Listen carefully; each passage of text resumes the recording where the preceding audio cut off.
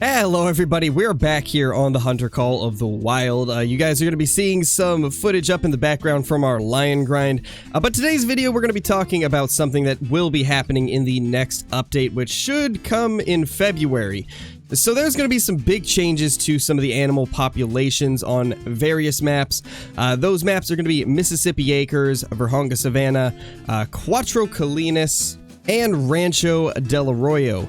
And a lot of people don't realize some of the effects that this is actually going to have. Now, they've already told us there will be a population reset on all four of these maps, so everybody's going to get a fresh set of animals. So be sure to go out there and hunt your maps before this update comes out so you can get anything that is still on your map. Because the last thing you would want is for there to be a diamond or a rare and then it just get deleted whenever they reset the populations with this next update. And then also after they do the update, you're going to have a fresh population to look at, so be sure to scan your entire map just in case you have a diamond or a rare that comes from that. But there is going to also be a lot of changes that I think not everybody quite understands, so I figured this would be a good video to put out. So the first thing that will happen with this update, besides the population resets on those maps, is the fact that a lot of animals are going to get shifted around, which basically just means they're going to be changed, like their primary locations that they're found for some of the species. There's going to be a lot of zones that move around for each of the species on all of these maps. This happened with Layton Lakes. They've already done it with that map, and what it basically did was it just moved a lot of the animals around into areas that made a little bit more sense and were also better for game performance. And that is their ultimate goal with this change, is to try and improve the performance of these maps for people that may have lower end PCs or for people that may just be getting frame drops. But because of the fact that they are going to be shifting around a lot of need zones and moving them to parts of the map that we've never seen before, what this is going to mean is, for example, we might end up seeing Cape Buffalo like at some of the middle lakes where we've never seen them before, or we might end up having lions on the left side of the map, which isn't super common right now. I think there's only like one lake that they go to, but who knows, maybe we'll see lions drinking on the coastline, or maybe we'll end up seeing Cape Buffalo drinking at the Gemsbach hotspot lake. You never know what might happen with these types of updates, and I'm very excited to get out and kind of see what changes happen, because it's going to be really cool to kind of explore the maps again and not know what to expect. That's one of my favorite things with Call of the Wild, is anytime there's something new released and we actually get to go out and explore it and try to figure out what has changed, or where all the new locations are whenever there's new maps that come out. This is going to be very similar. It's going to be basically like exploring these maps for the first time again. But the big thing that I think a lot of people have not really taken into account with a change like this is the fact that there's probably going to be a lot of well-known hotspots that might not be hotspots anymore. Like, for example, the Cape Buffalo hotspot on the hill, where there is sometimes upwards of like 50 or 60 Cape Buffalo. For all we know, they might not even be there anymore, and they might have feed zones in completely different areas. Or the Kudu hotspot, which recently just became popular because of some videos that myself and a few other creators made. That spot might end up getting moved as well. It's hard to say. The Rancho hotspot in the south might get moved around a little bit, maybe spread out more, because that is a very high lag area, so I would not be surprised if that zone gets kind of spread out, maybe to where it covers a much greater distance along that road. That way animals aren't really clustered up as tight and they're spread out a little bit more. And honestly, that would be a good thing and a bad thing, because it would give us more ground to actually hunt, and it would actually make it worth it to hunt the rest of the road. However, it would make it harder to just grind that spot, which honestly might not be a bad thing, because it was a very easy way to get diamonds and rares, especially if you hunt in multiplayer and were just going straight to that location. But I'm very interested to see what other changes might come with this. There's going to be a lot of performance optimizations and stuff like that with this update, and I really feel like there's probably going to be some major changes, like we were mentioning, with the need zones moving around, and also the hotspots potentially being changed.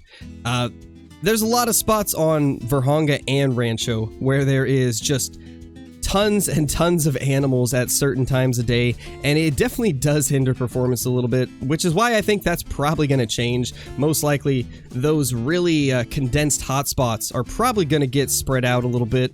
Now, as far as a map like Cuatro Colinas goes, there's not really a lot of places that I can think of that really would have needed this.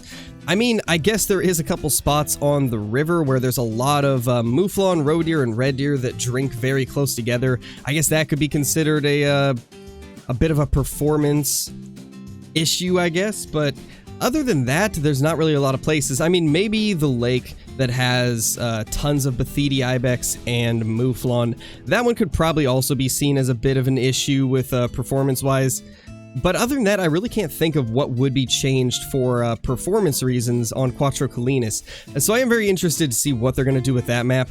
As far as Mississippi Acres goes, though, I don't think there's really a lot of places where there's a ton of animals condensed tightly, so my guess is for Mississippi, it's probably just going to be a redistribution of where the zone's locations are, because I don't really see too much performance issues from having a lot of animals in one area on that map. Mississippi is actually one of the few maps where I feel like animals are spread out pretty well, and it's not nearly as easy to hunt them because of that, which I really like that about Mississippi. It's why it's one of my favorite maps.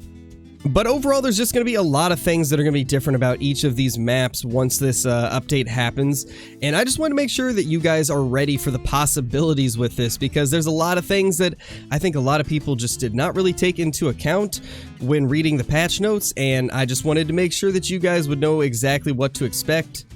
Another thing that I think I did forget to mention is that there is also the possibility that brand new hotspots could be created from this change, because that did happen with Layton Lakes. There is certain spots now that never used to be hotspots, but now they're just amazing.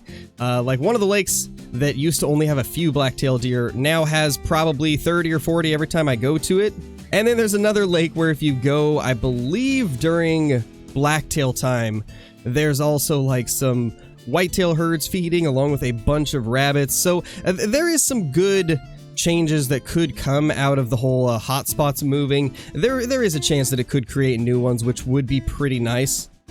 So there actually was one more thing that is going to be changed when it comes to these 4 maps that we've mentioned. I'm actually recording this after I recorded the rest of this video because I forgot about this, but they are going to change some of the need zone times for animals on all these maps.